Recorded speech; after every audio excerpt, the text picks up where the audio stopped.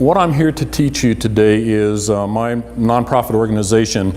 Our primary mission as an organization is to teach and encourage people to have more quality face-to-face communication. We're not against technology. We just think that people are substituting technology for good quality humanity.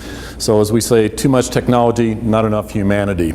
So what I want to teach you is a few things about, very quickly, how your mind works.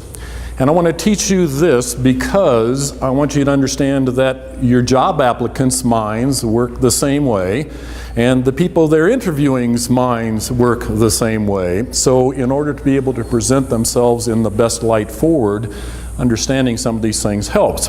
Now, very quickly, I want to tell you one primary thing that you may not know, and that is how your mind works. And it's not all the chemicals and the hypothalamus and all that. I want to separate it as to how your mind tends to work in the real world out there. And so the way I describe it is that we have two parts. We have the conscious mind and what I refer to as the subconscious mind. Now, your conscious mind is a linear processor. Science and research know this for a fact, that you can consciously think about one thing at a time.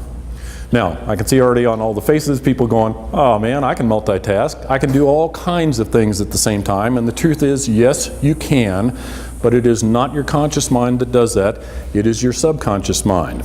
So I very quickly want to give you an example that I hope most of you can relate to start giving you an impression of how powerful your subconscious is and why it's important to know that. Have you ever gotten into your car to drive to the store, to go home, to go to the office, and arrive there 5 to 10 minutes later only to realize you have no conscious memory of the trip in between? I want you to stop and consciously think about that just for a moment. You drove a car through very busy traffic, lights, cars, everything going on around you. You remember the first time you tried to drive a car, all the things that you thought you kind of had to remember to do it, and yet you got in your car, you drove from point A to point B, arrived there quite safely, and didn't consciously think about any of that. That is the power of your subconscious mind, and you have trained your subconscious to run about 99% of your life. The difference between your conscious and your subconscious, the way I like to describe it is, your subconscious is good at paying attention, taking in information and dealing with it. It is your conscious mind which you act with intention. And it is the conscious level that we actually experience the joys of life, the relationships of life, where we create our memories and stuff. We do that at a conscious level. As soon as I say go, I want you to stand up. I want you to pair up. I want you to look at the other person, and I want you to say your name and the name of your company. The other person does the same. Sit back down. Okay, here's the first question. How many of you think you got the person's name? Okay, how many of you think you got what they do? Okay. Hold your hand up if the person made direct eye contact with you. How many of you could tell me what the color of their eyes were? Now, there are some hands going up, but I can tell by the really sheepish grins on most of your face you haven't got a clue, right? We're supposed to be learning about doing things with conscious intention, so I kind of prepped you a little bit that you already ought to be trying to pay attention, right? And yet you got up, you made direct eye contact with the person with an intention to communicate and connect, and yet you really didn't. That is the power of your subconscious mind. Even in that environment where you were trying to consciously think about it, you maybe communicated, but you didn't connect. I am going to target what I tell you this morning specifically to jobs, getting jobs for people, how they interact in the environment that they are, how you present yourself. And the good news is that not only can you use this for the people that you're trying to help get jobs, but obviously all of these things are basic communication skills, so you can use them with your coworkers and your family and friends, and I encourage you to do that because we tend to get in this automated subconscious mode and we just go. As I like to say, you could get up in the morning and not have a conscious thought all day and survive pretty well. You know, the old saying is first impression, you know, it's got to make a first good impression. Well, wow, that starts a lot sooner, a lot faster, and has a lot more impact than we realize. In the job market, we would be naive to think that the visual that a person sees doesn't have an impact on where your person's going to get hired or not. I think there are some things that have happened in the job market that, quite honestly, from my personal opinion, are both detrimental. I think they're biased and unfair, and I think that they are not supplying employers with the quality of employee that they could have gotten if they'd have done some of the other process. I think online resumes are a joke.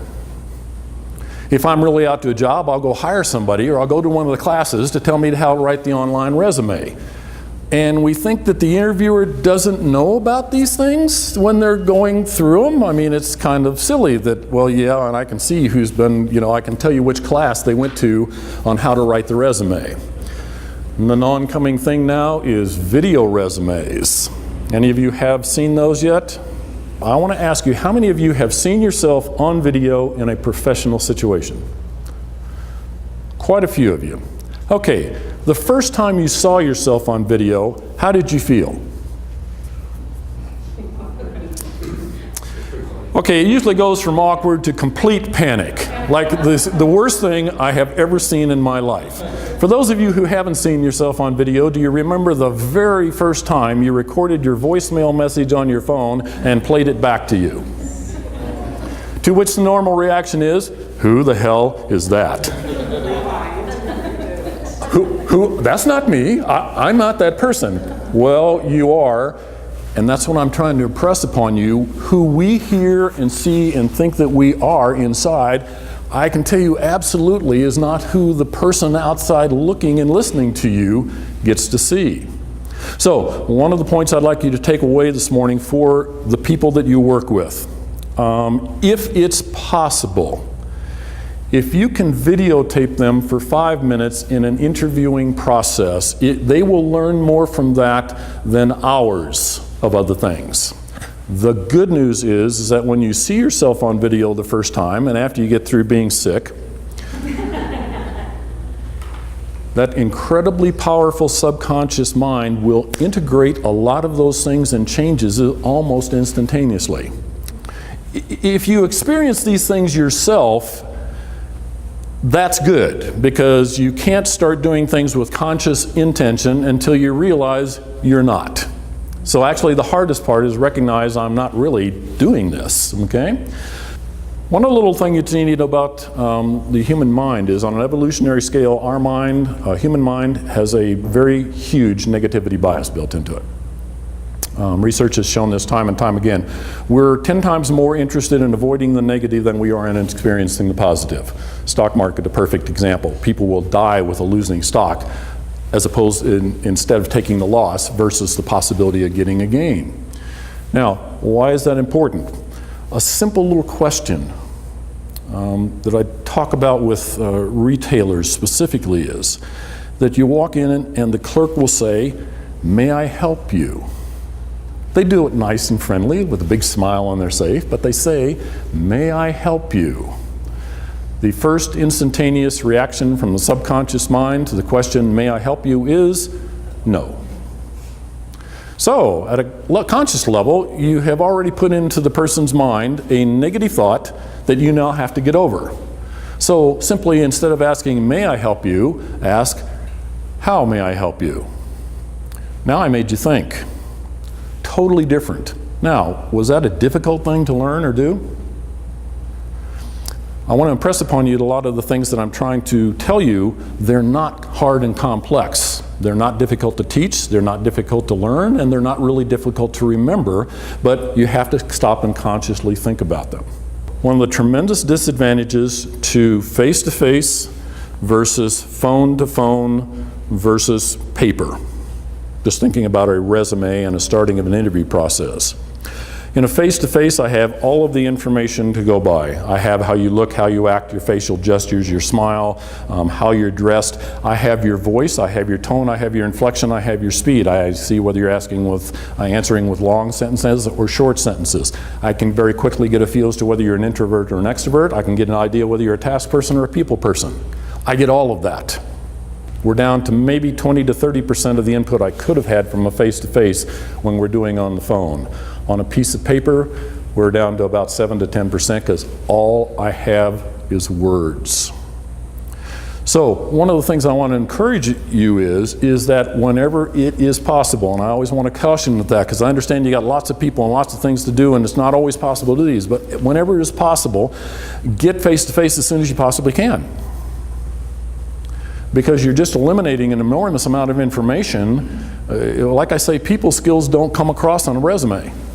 You've walked into a room and met somebody and you just go, I don't think I like that person. I'm not sure I want to be around that type of person. And it was instantaneous. Well, we don't pay enough attention to that. Now, that's not what we want to be biased, and we don't want to, be critical of people, but we also don't take in that information into account nearly enough, and you can't get it from a piece of paper. The other thing that I really would encourage is, and again, I know that we get into time and cost factors, so I'm not going to pretend that you can do all of these things, but all of you are familiar with DISC assessments, personality tests, Briggs-Myers, all those types of things. Even at the lowest levels, I really encourage that you do something, and it could be very simple. The one that I like DISC assessments because on the DISC assessment, forgetting all of the detailed reports and the stuff that they put out on DISC, you have D-I-S-C. I hope I did that right. But you have 4 quadrants. And the wonderful thing about the 4 quadrants is that up here we have extroverts, down here we have introverts, over here we tend to have people-oriented, and these tend to be task-oriented, and these are people-oriented. A simple evaluation like that will help because we don't want to put an extremely introverted, task-oriented person into a sales position. There are free versions, there's simple versions, there's 45-page, takes you 3 days to fill them out, complex levels of it. But what I'm saying is for a very short pass, is the person an introvert versus an extrovert, are they task-oriented or people-oriented, is a good place to just kind of start. And if you can line that person up with something that is more likely is to match who they are and what they can do, doesn't everybody win a little bit better? Would it have been helpful to you, maybe you did, I didn't, would it have been helpful to you to have a little bit better feel as to what kind of a person you are, introvert, extrovert, task-oriented, when you were 20 years old? So the point being is that I think the earlier we catch these, I would like to do classes of certain types, and I would adjust it, obviously not what I'm doing here this morning, but to work with kids in high school and would love to work with kids in college to help bring to their own attention of, who are you? How many of you know how to ride a bike? Remember the first time you tried? How'd that work for you? Somebody push you, pedal 3 times, crash, burn, get up, try it again, right? We think that learning something new is going to be easy. We should be able to do it quickly, instantaneously. We should be successful at it. I'm sorry, that's just not real. It really isn't real. And what we do is we tend to set up expectations of when we can accomplish that are totally unrealistic. We are setting ourselves up and the other people for failure. And once I have the failure, now I not have only the new thing to learn over, I got to get past the failure that's weighting me down in my past to get to the next level. We don't understand that learning anything new has to happen at the conscious level, and it's hard. It's just hard. Well, don't pretend that it's going to be easy. Don't pretend to them that it's going to be easy because you're just setting them up for failure. The single most powerful thing that your job interviewees can do in the job process is to make direct eye contact. It's not about getting into a staring contest. Because if you do that with somebody, he'll have the same reaction. Either they're going to look away or they're going to get irritated. That's not what we're talking about. We're talking about, I want to make a connection with you like you're a real person and I'm going to see you. Remember the movie Avatar? Remember that the woman said, I see you.